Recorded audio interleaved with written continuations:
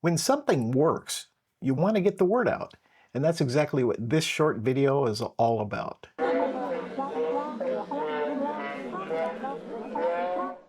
Hi, I'm Vince. Well, it's taken a lot of theorizing and experimentation and some failures along the way and asking questions of the right people. But I've finally succeeded at more or less fixing my issue with high-pitched voices. my implant and my hearing aid finally agree on the fundamental pitch of what I'm hearing. My high frequencies are clear and crisp, and music sounds closer to normal than it has, well, at least since the 2000s.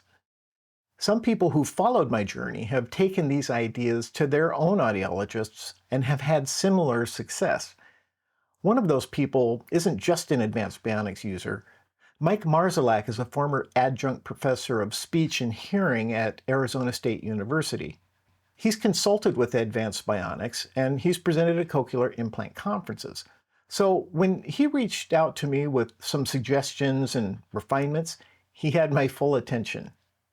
I took a couple of the questions that he raised to a clinical specialist at Advanced Bionics who was happy to answer a few of my questions and encouraged my experiment, and then asked me to follow up with the results. Since it's possible that many others might benefit from this mapping technique, Mike and I got together to formalize it into a simple set of instructions that could be used to share the technique and the thinking behind it with your audiologist or your Advanced Bionics rep. It's actually pretty straightforward once you understand the logic. A link to a downloadable PDF will be found in the description to make sharing it simple. Everyone, of course, is different. This is what has worked for me, and now others who are hearing pitches significantly higher than they actually are. Even if it ultimately doesn't work for you, it's simple enough for your audiologist to dial up. That'd be a shame to not at least give it a try. Important details are in the PDF, so be sure and download that. But here in condensed form is the technique that we're calling Disable Span. Your audiologist opens up their sound wave mapping software, pairs your processor, and simply does these four things. 1. Disable electrode 13. 2. Set electrode 14 to span mode. 3. Set extended low frequency to off. And finally, 4. Readjust M levels as needed, like any other mapping session, with particular attention to the electrodes around 13 and 14. That's it. Ideally, you have a backup processor that they can load this into so that you can switch back and forth with appropriate adaptation time to give it a thorough test drive on all of your programs, including streaming. Otherwise, take it home in a program slot. Once you're satisfied, have it applied full-time as your default program, like I did after 2 weeks.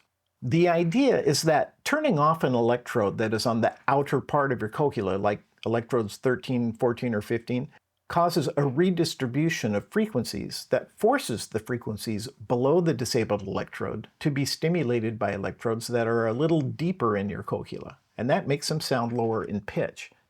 But doing so also leaves a gap at the location of the disabled electrode where nothing's being stimulated, and this can result in some weird and wonky perceptions up there at the higher frequencies.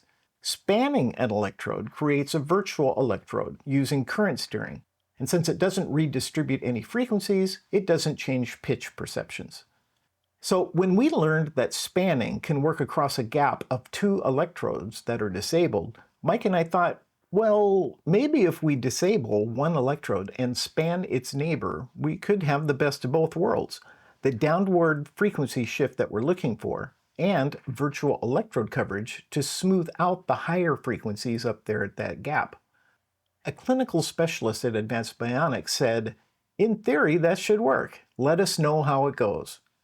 So I was the lab rat. Mike and James soon followed suit, and possibly others we don't know about yet.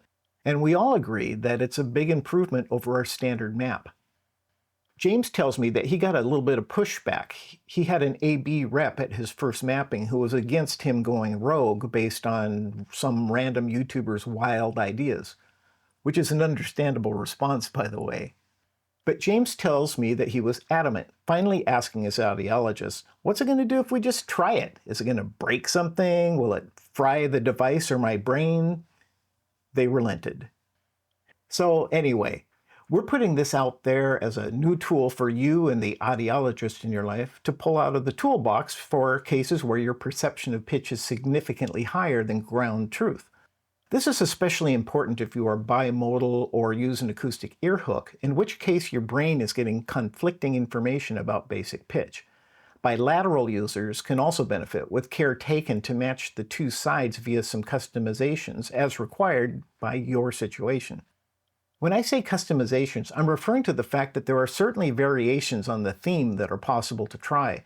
The recipe I just shared is what worked best for me. Your mileage may vary. For instance, why did I disable and span 13 and 14 instead of, say, 14 and 15? Why disable 13 and span 14 rather than the other way around? And why did I turn off extended low frequencies instead of leaving it on? Well, trial and error. We experimented with a few combinations while I played back a fixed suite of familiar test material, played from my phone to a Bluetooth speaker. This is what sounded the best to me. Use this as a starting point and see what works best for you.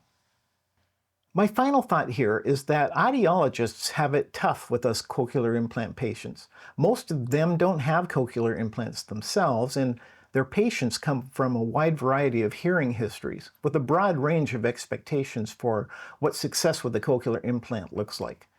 What we all have in common, however, is a single objective benchmark, and that is our speech scores in the booth. That's it. It's really the only thing that they track to chart our progress.